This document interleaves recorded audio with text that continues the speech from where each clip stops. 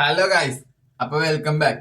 നമുക്കിന്നൊരു Chinese cooking ആവും, അതും ബീഫ് വെച്ചിട്ട്. ഇപ്പൊ ഇവിടെ സമയം 3:38 ഞാൻ നിങ്ങക്ക് വേറൊരു കാര്യം കാണിച്ചു തരാം. ഇന്നലെ അടിച്ച പൊടിക്കാറ്റ് നമുക്ക് നല്ല രീതിയിൽ ഇവിടെ ബാധിച്ചിട്ടുണ്ട്. ഇതല്ല ഞാൻ കാണിക്കാൻ വന്നത്. അത് കണ്ടോ ഗൈസ്, മണി 4 മണി ആവുന്നുള്ളൂ, 3:30 ആയിട്ടുള്ളൂ. പുള്ളി അവിടെ എന്തിനു വന്ന് നിൽക്കുന്നതെന്ന് ആർക്കും അറിയില്ല. ഇപ്പറയാണെന്നുണ്ടെങ്കിൽ ഒരു സൈഡിൽ സൂര്യൻ ജ്വലിച്ച് നിൽക്കുന്നു. എന്തായാലും പുള്ളി അവിടെ നിൽക്കട്ടെ, നമുക്ക് നമ്മുടെ പണി. അപ്പൊ നമുക്ക് നമ്മുടെ ബീഫ് ഒന്ന് കട്ട് ചെയ്തെടുക്കാം അല്ലേ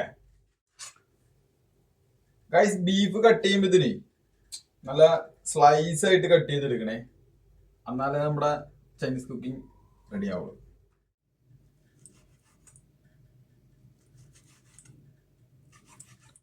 പിന്നെ ഗൈസ്, നമ്മ സമ്മറിലെ ചൂണ്ടിടല് കുറച്ചൊന്ന് കുറച്ചിട്ടുണ്ട് കേട്ടോ. വേറെ ഒന്നല്ല, ഇപ്പൊ ഒന്നാമത്തെ കാര്യം നമുക്ക് ബോട്ട് ഇറക്കാൻ പറ്റില്ല. പിന്നെയും വാറന്റി ഇഷ്യൂ വന്ന കാരണം ബോട്ടിന്റെ പരിപാടി പിന്നെയും അവസാനിപ്പിച്ചിട്ടുണ്ട്. പിന്നെ വേറൊരു കാര്യം, ഇടുന്നതെന്ന് ഉദ്ദേശിച്ചു കഴിഞ്ഞാൽ ആർട്ടിഫിഷ്യൽ സീലാണ് പിന്നെയും കാസ്റ്റ് ചെയ്യുന്നത്. പക്ഷെ എന്താ പ്രത്യേകത എന്ന് ഉദ്ദേശിച്ചു കഴിഞ്ഞാൽ, ചൂട് കൂടുതലായിരുന്നോണ്ട് മീനുകളൊക്കെ എന്ത് ചെയ്യും, കടലിലേക്ക് തിരിച്ചു പോകും, അടിത്തട്ടുകളിലേക്ക് പോകും.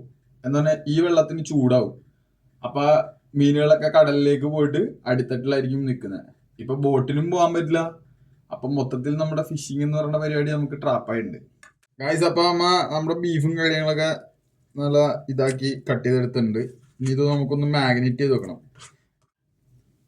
ഗൈസ്. കുറച്ച് ബേക്കിംഗ് സോഡ ഇതിനകത്ത് ആഡ് ചെയ്യുന്നുണ്ട് കേട്ടോ. അതെന്തിനാന്ന് ചോദിച്ചു കഴിഞ്ഞാൽ, ഈ ബീഫ് ഒന്ന് നമ്മൾ ഫ്രൈ ചെയ്യുന്ന സമയത്ത് ഒന്ന് ടെൻഡർ ആവാൻ വേണ്ടിയാണ്. പിന്നെ ഇതിനകത്ത് സോയാ സോസ്,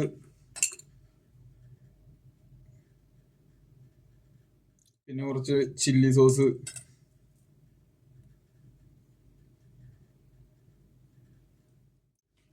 പിന്നെ കുറച്ച് സിസം ഓയില്. ഇനി നമുക്കിതൊന്ന് മസാജ് ചെയ്യാം. മസാജ് ചെയ്തിട്ട് കുറഞ്ഞത് ഒരു 20 മിനിറ്റ് വെക്കുക. മാക്സിമം ഒരു അരമണിക്കൂർ വെക്കുക. അരമണിക്കൂറിൽ കൂടുതൽ വെക്കരുത്. കൂടുതൽ വെച്ചാൽ ചിക്കൻ ഓവറായിട്ട് ബീഫ് ഒരുപാട് ഇതായി പോകും. അപ്പൊ നമ്മുടെ ബീഫ് റെഡി ആയിരുന്നു ഗൈസ്. അപ്പൊ നേരത്തെ ബീഫ് മാഗ്നേറ്റ് ചെയ്തതിനപ്പത്തേനും നമുക്ക് കോൺഫ്ലവർ ഇടാൻ മറന്നുപോയിട്ടുണ്ടായിരുന്നു. അപ്പൊ കോൺഫ്ലവർ കൂടി ഇട്ടിട്ട് വേണം അത് മസാജ് ചെയ്ത് വെക്കാനായിട്ട്. ഇനി നമുക്ക് ബീഫ് കുക്ക് ചെയ്യാനുള്ളതും ഫ്രൈഡ് റൈസ് ഉണ്ടാക്കാനായിട്ടുള്ള കുറച്ച് സാധനങ്ങൾ കട്ട് ചെയ്തെടുക്കുക. ഒരു ഒണിയനും പിന്നെ കുറച്ച് ബീൻസും ക്യാരറ്റും. ശരിക്കും ബീഫിന് നമുക്ക് സ്പ്രിംഗ് ഒണിയനും കൂടി വേണം. നമ്മുടെ സ്പ്രിംഗ് ഒണിയൻ ഇല്ല. അതുകൊണ്ട് എന്ത് ചെയ്ത് ഇവിടെ ഓൾറെഡി സ്പ്രിംഗ് ഒണിയൻ നട്ടിട്ട് അത് വന്നിട്ട് അതിന്റെ ഒണിയൻ മാത്രം കുഞ്ഞിതായിട്ട് ഇരിക്കണ്ടായിരുന്നു. അത് ഞാൻ കുറച്ചെടുത്തിട്ട് വെച്ചിട്ടുണ്ട്. ഇതൊന്ന് കട്ട് ചെയ്തെടുക്കണം കേട്ടോ. അപ്പൊ നമുക്ക് അതിട്ടിട്ട് ഗാർലിഷ് ചെയ്യാം, കുഴപ്പമൊന്നുമില്ല. അപ്പൊ ഫ്രൈഡ് റൈസിനും ബീഫിനും വേണ്ടിയിട്ടുള്ള എല്ലാ സാധനവും റെഡിയാക്കി വെച്ചിട്ടുണ്ട് കേട്ടോ. സ്പ്രിംഗ് ഒണിയൻ ഇല്ലാത്തതുകൊണ്ട് ഒണിയൻ ബൾബാണ് എടുത്തേക്കുന്നത് കേട്ടോ. സ്പ്രിംഗ് ഒണിയൻ്റെ അടിയിലുണ്ടാവണേ. പിന്നെ ഇത് ചിക്കൻ സ്റ്റോക്കാണ്, ഒരു ഒണിയൻ. ഇത് രണ്ടും മാത്രമാണ് ബീഫ് കുക്ക് ചെയ്യാനായിട്ട് യൂസ് ചെയ്യുന്നുള്ളൂ. റൈസ് ഞാനൊരു 70% വേവിച്ച് ഇന്നലെ ഫ്രിഡ്ജിൽ വെച്ചേക്കണം കേട്ടോ. ഇത് ഫ്രൈഡ് റൈസിനുള്ളത്. വെളുത്തുള്ളി ഫ്രൈഡ് റൈസിൽ യൂസ് ചെയ്യണം കേട്ടോ ഗൈസ്. അപ്പം പാൻ വെച്ചിട്ടുണ്ട്. പാൻ ചൂടായി കഴിയുമ്പോൾ ഓയിൽ ഒഴിക്കുക, ബീഫ് ഇടുക. അടുത്ത പരിപാടി അതാണ് ഗൈസ്. നമ്മുടെ പാൻ ചൂടായിട്ടുണ്ട്. അതിനകത്തേക്ക് നമുക്ക് ഓയിൽ ഒഴിക്കാം ഗൈസ്. അപ്പോൾ ഓയിൽ ചൂടായിട്ടുണ്ട് കേട്ടോ. നമുക്ക് പയ്യെ ബീഫ് ഇതിനകത്തേക്ക് ആഡ് ചെയ്ത് കൊടുക്കാം.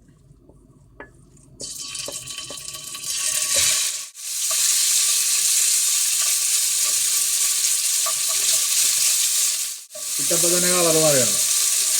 പിന്നെ അതല്ല, ബീഫ് ഒന്ന് വലുതായിട്ട് തന്നെ വേണ്ട.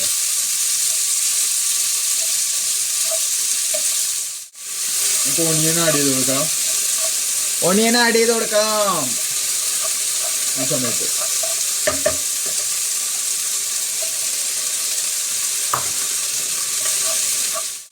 ഒരു 8 to 10 മിനിറ്റ് ആണ് ഹൈ ഫ്ലെയിമിൽ ഇങ്ങനെ നോക്കി ചെയ്യേണ്ടത്.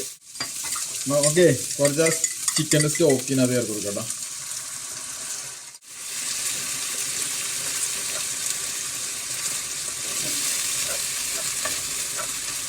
കുറച്ച് ഹോട്ട് സോസും കൂടി നമ്മൾ ഇതിനകത്തേക്ക് ഒഴിക്കണ്ടേ.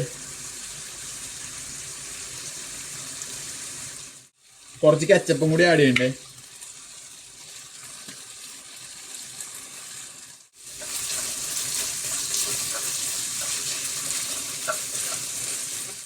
നമ്മുടെ ബീഫ് ആയിട്ടുണ്ട് കേട്ടോ. നമുക്ക് ഫ്ലെയിം ഓഫ് ചെയ്തിട്ട് നമുക്ക് വേറൊരു പാത്രത്തിലേക്ക് മാറ്റാം. Wow, look at this. Beautiful.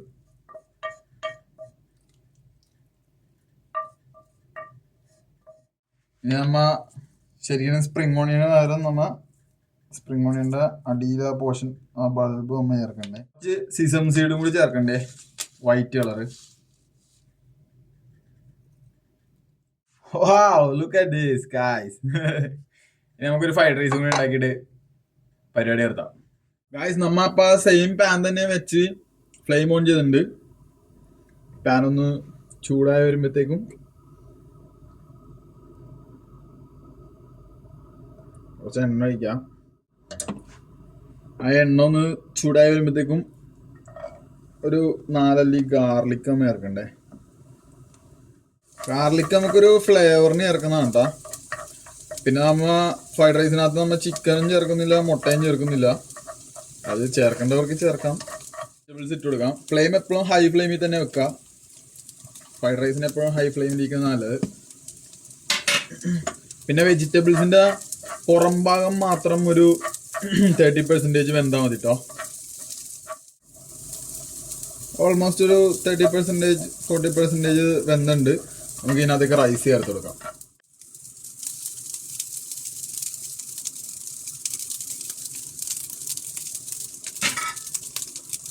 കുറച്ച് റൈസ് ടൈമിൽ തന്നെ കുറച്ച് പെപ്പർ പൗഡറും കൂടി ചേർത്ത് കൊടുക്കുന്നത് നല്ലതായിരിക്കും കേട്ടോ. ഫ്ലെയിം ഹൈ ഫ്ലെയിമിൽ തന്നെ വെക്കുക. ആ റൈസ് ഒന്ന് ചൂടാകേണ്ട സമയം. അത് കഴിഞ്ഞാൽ ആ ഫ്ലെയിം ഓഫ് ചെയ്യുക. സെർവിങ് പ്ലേറ്റിലേക്ക് മാറ്റാം.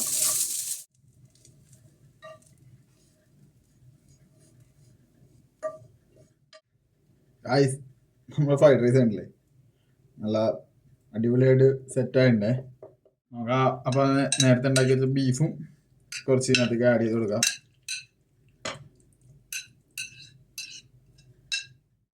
ഗായ്സ്, നമുക്കൊന്ന് ട്രൈ ചെയ്ത് നോക്കണ്ടേ.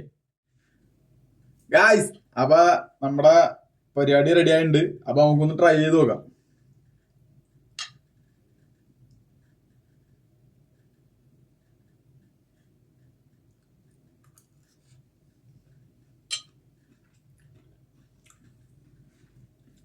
ഗായ്സ്, കൊള്ള അടിപൊളിയായിട്ടുണ്ട്. എപ്പോഴും ചില്ലി ചിക്കനും ഫ്രൈഡ് റൈസും കഴിച്ച് മടുത്തവർക്ക് ജസ്റ്റ് ഇതൊന്ന് ട്രൈ ചെയ്ത് നോക്കുക. അടിപൊളിയാണ്, നൈസാണ്.